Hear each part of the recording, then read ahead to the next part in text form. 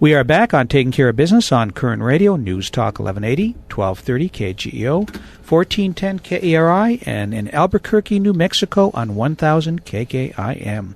Our guest by phone, Orlean Koehle, the president of Eagle Forum of California, and also the founder and director of Californians United Against Common Core. And one thing before we go on, Orlean will be here in Bakersfield June 3rd, at Hodell's at 6 o'clock. You can either call 661-301-2396, or you can go online at actbakersfield@mail.com. And her her recent book is Common Core, A Trojan Horse for Education Reform. You know, Orlean, as I was saying off the air, I'm really getting sick of this. With the IRS, the AP situation, the Benghazi situation. We've got the Common Core situation you're talking about. We have just recently, there was another thing in the paper. I don't remember what it was, but it just goes on and on and on with this administration. Are you there? Hello. On Fast Track. Oh, yeah, there you are. I was wondering if I left you there. Yeah. So, one question I had for you was on No Child Left Behind. Were you for that or against it?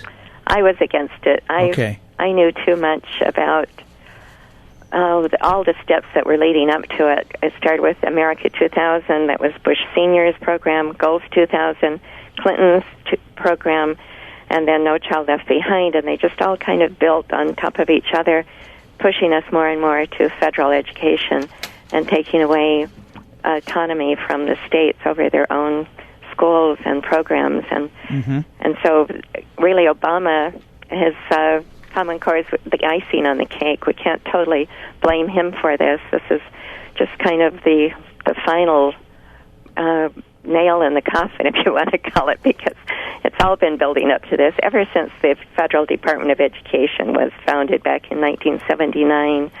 This was their goal all along, was to have federal top-down control of every school, of every child, and this will really complete that. Of every aspect of your life. Yeah.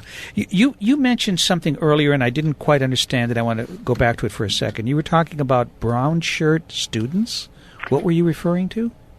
Little children in the schools in Germany under Nazism, if they were part of Hitler's brown shirt youth, then they were spies in the classroom. They were supposed to report on their teachers as well as their fellow students. Now, are you seeing that happen here? Is that what you're saying? Or is that something you're anticipating in the future with the master teachers? I'm thinking it may be happening in the future along with the master teachers. Okay, so it's not something that we know of for sure, but you're just anticipating it in because of the master-teacher concept. You know, Marty, you saw something similar. Your mother saw something similar to this when she was being raised. Yeah, my mom played with Anne Frank as a kid. She grew up in Amsterdam, and my stepfather was half Czech and half German, so he ended up being thrown into the German army and special forces. So, yeah, I've heard of this from my both my parents. So, yeah, it's a scary scenario.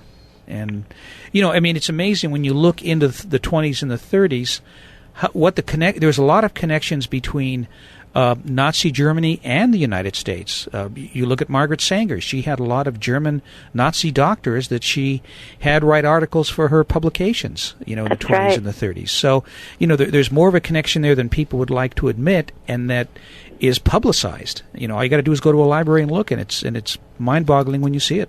It really is. I totally agree. What's going to happen with private schools if this thing continues? Well, you would like to think that they can escape, but according to everything I've read, they're already making the statement that the SAT, the ACT, and the GED will all be aligned to the Common Core standards.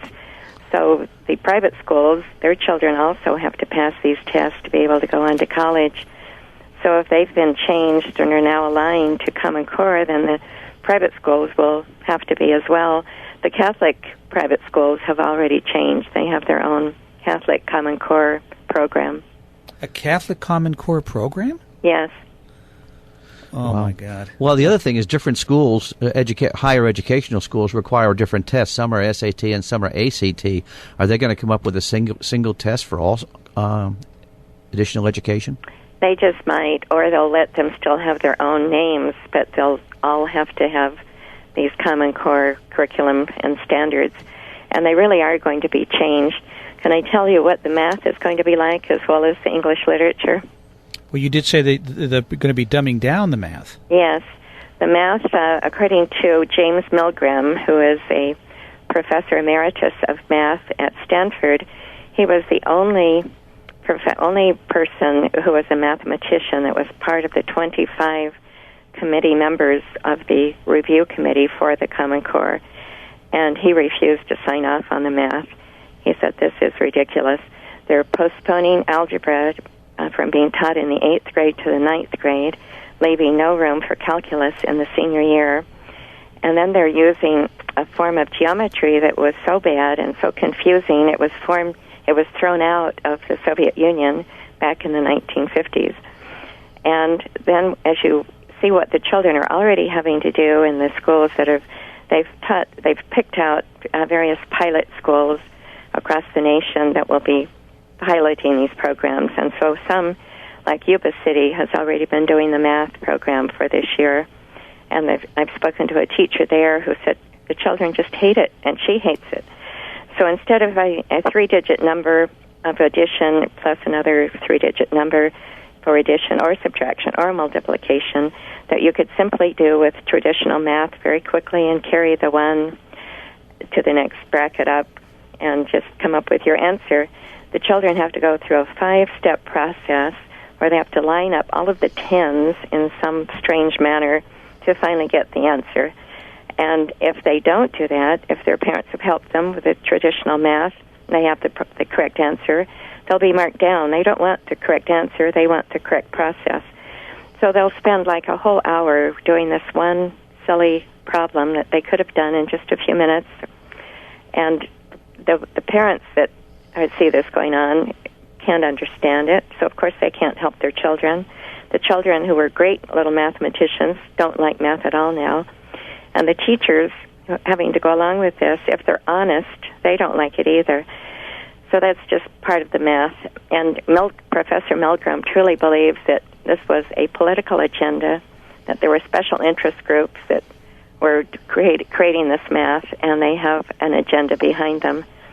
And then with the English, Sandra Stotsky is a professor at Arkansas University, and she's a classical English teacher, and she was asked to be part of the English Standards Review Committee for Common Core, and she refused to sign off on it. What they're doing, they're lowering what used to be classical English literature 80% in elementary. That will be lowered to 50% in elementary. In high school, it will be lowered even more, down to 30%, and it will be replaced with what they call informational text, so they can better read their computer manuals or what they are going to be reading online. I was also a classical English literature teacher, and it breaks my heart to see this because children learn such great truths from classical English books like Shakespeare, like Moby Dick, Mark Twain. If they even use these, they'll just use little excerpts. They won't be reading the entire book anymore. And I think they also learn how to make up wonderful decisions between right and wrong. They learn about freedom and what it takes to be free. So all of this will be changed. And no little child curls up with a computer manual to go to sleep at night. I think it's going to take away their love for reading. It's pretty obvious what's happening here. We're dumbing down America.